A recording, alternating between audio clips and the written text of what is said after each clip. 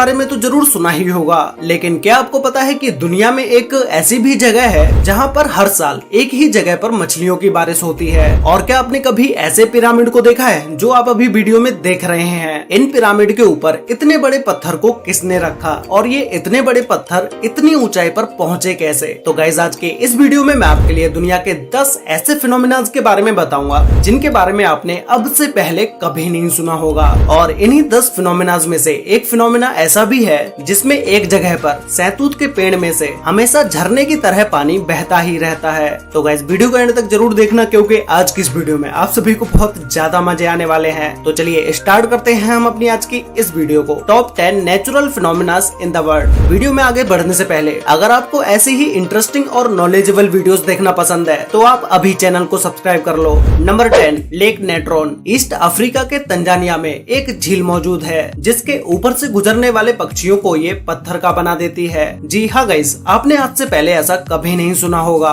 लेकिन लेक नेट्रोन में ऐसा सच में होता है। इस झील में आपको बहुत सारे पक्षियों के स्टैचू देखने को मिल जाएंगे। जो पक्षी इस झील के ऊपर से गुजरे होंगे और वो पत्थर बन गए। कोई भी इस झील के बारे में आज तक ये पता नहीं लगा पाया कि इस झील के ऊपर से गुजरने वाले बर्ड्स झील में गिर के पत्थर का क्यों बन जाते हैं। लेकिन कुछ रिसर्चर्स का मानना है कि लेक के रिफ्लेक्टिव नेचर ने उन्हें अपनी तरफ खींचा होगा और इन बर्ड्स के पानी में गिरने के बाद पानी में सोडा और नमक की मात्रा ज्यादा होने की वजह से इन पक्षियों की डेड बॉडीज पत्थर में बदल गई होंगी। तो गाइस, क्या आपने अब से पहले कभी ऐसे फिनोमेना के बारे में सुना था? इसके लिए वीडियो पर एक लाइक तो बनता है। नंबर 9 पर है हेल स्टॉर्म। बारिश के समय में कभी कभी ओले गिरते हुए तो आप सभी ने देखे ही होंगे और उस टाइम पर आपने काफी एंजॉय भी किया होगा। लेकिन 8 फरवरी 2018 ओले भी पड़ रहे थे, लेकिन कुछ समय के बाद ही इन छोटे छोटे ओलों ने अपना एक आक्रामक रूप धारण कर लिया और तेज हवा के साथ साथ एक टेनिस बॉल जितने बड़े ओले गिरने लगे। ये ठोस ओले इतने बड़े थे कि अगर ये ओले किसी के सर में भी लग जाएं तो उसका सर ही फट जाए। ये ओले जहाँ पर भी गिर रहे थे वहाँ पर इनकी वजह से भारी नुकसान ही हो रहा था। कुछ गाड़ियों का तो इतने बड़े ओलों की वजह से कांच के शीशे भी टूट गए।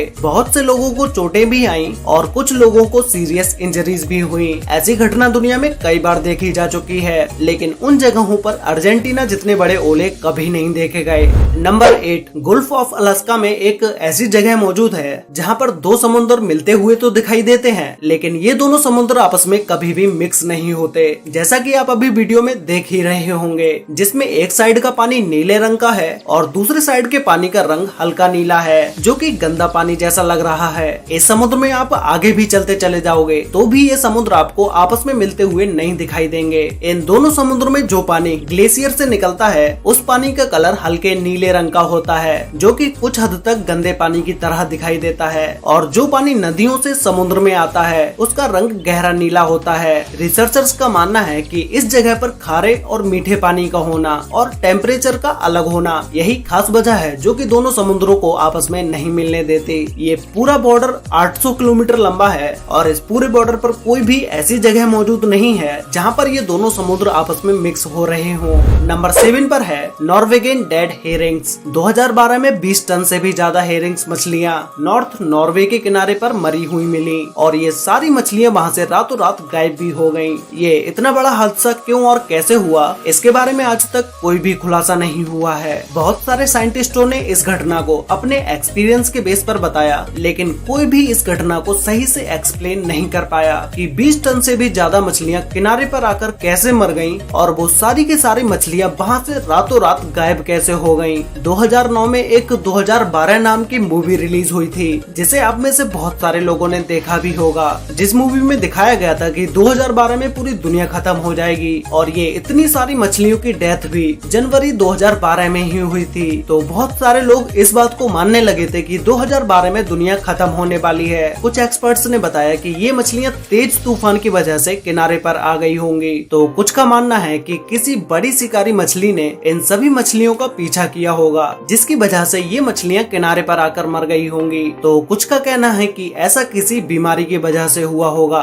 लेकिन आज तक इस घटना के बारे में कोई भी सही एक्सप्लेनेशन नहीं दे पाया है। नंबर 6 पर है रिंगिंग रॉक। पेंसिल्वेनिया में पहाड़ों की चोटी पर एक रहस्यमय चट्टानों से भरा हुआ क्षेत्र है और इसके बारे में कोई भी नहीं जानता कि ये चट्टानें यहाँ पर क्यों और कैसे आईं। ये चट्टानें इसलिए लोगों के लिए रहस्य हैं क्योंकि इन चट्टानों पर चोट मार मारने पर किसी म्यूजिकल इंस्ट्रूमेंटल की तरह आवाज आती है और यहाँ की हर चट्टान की अपनी एक अलग आवाज है।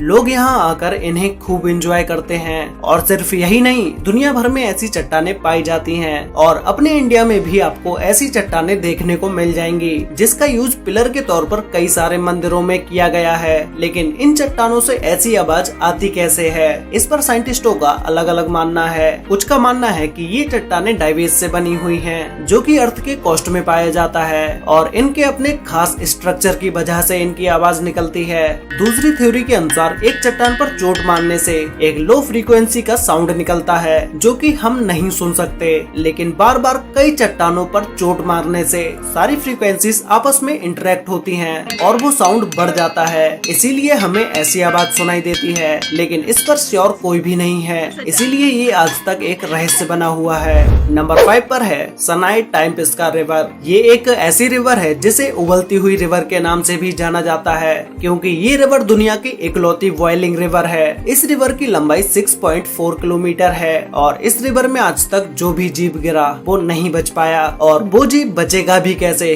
क्योंकि इस रिवर का टेम्परेचर लगभग 100 डिग्री सेल्सियस तक है, जो कि मिनटों में किसी भी इंसान तक को उबाल सकता है। इसके इस खौलते हुए पानी की वजह से इसे बॉइलिंग रिवर के नाम से जाना जाता है। साइंटिस्टों के अनुसार ऐसी किसी उबलती हुई नदी का होना इम्पॉसिबल है। बस एक ही कारण है जिससे कोई नदी इतना ज्यादा उबल सकती है, वो है कि नदी के आसपास कोई एक्टिव ज्वालामुखी होनी चाहिए। लेकिन इस नदी के पास क्या दूर दूर तक कोई भी एक्टिव ज्वालामुखी नहीं है, और जो एक्टिव ज्वालामुखी है भी वो इस नदी से कोई 100-200 किलोमीटर दूर नहीं है, बल्कि 700 किलोमीटर दूर है। इसीलिए साइंटिस्ट इस नदी के पानी के उबलने का कोई पता नहीं लगा पाए हैं। इस नदी में कोई अगर आधा सेकेंड के लिए भी अपना हाथ या पैर इस नदी के पानी में डुबो दे तो हाथ पर जलने के 3rd डिग्री घाव हो जाएंगे। इस नदी में किसी के भी गिरने से मौत हो सकती है। नंबर 4 पर है मोविल केव। 1986 में एक कंस्ट्रक्शन के दौरान खुदाई में कुछ वर्कर्स को दुनिया की सबसे अजीबोगरीब एक गुफा मिली जो पूरी तरह से बंद थी।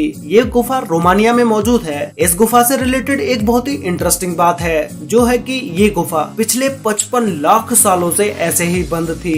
सदियों से इस गुफा में हवा और सनलाइट भी नहीं पहुंची थी। वर्कर्स को खुदाई के दौरान जब ये केव मिली तो उन्होंने देखा कि इस केव के अंदर एक लेक भी है जो कि पानी की बजाय सल्फ्यूरिक एसिड से भरी हुई है, और इसी गुफा में बहुत सारे जहरीले गैसें भी मौजूद थी। लेकिन इस गुफा में इतनी जहरीली गैसें होने के बाद भी इसमें कुछ छोटे बैक्टीरिया और जलीय जीव भी मौजूद थे जो कि जहरीली गैस के साथ 55 लाख सालों से यहाँ पर जी रहे थे। इस गुफा में मौजूद जीव को पहले कभी धरती पर नहीं देखा गया था। इन अजीबोगरीब जानवरों ने लोगों को सोचने पर मजबूर कर दिया कि इन जीवों ने इतनी जहरीली जगह पर इतने लाखों सालों तक सरवाइव कैसे किया। नंबर 3 पर है ट्री वाटरफॉल। मोंटेनीग्रो के गांव दिनोसा में एक सैतूत के पेड़ से झरने की तरह पानी निकलता है, जिसे देखने के बाद बहुत से लोग हैरान हो जाते हैं कि ये क्या और कैसे हो रहा है। आप में से भी बहुत सारे लोग इसके बारे में सोच रहे होंगे कि आखिर इस पेड़ में से झरने की तरह पानी क्यों निकल रहा है। जब भी इस गांव में भारी बारिश होती है तो ये सैतूत का पेड़ एक झरने में बदल जाता है, लेकिन ये कोई चमत्कार नहीं बल्कि एक नेचुरल फिनोमिना है।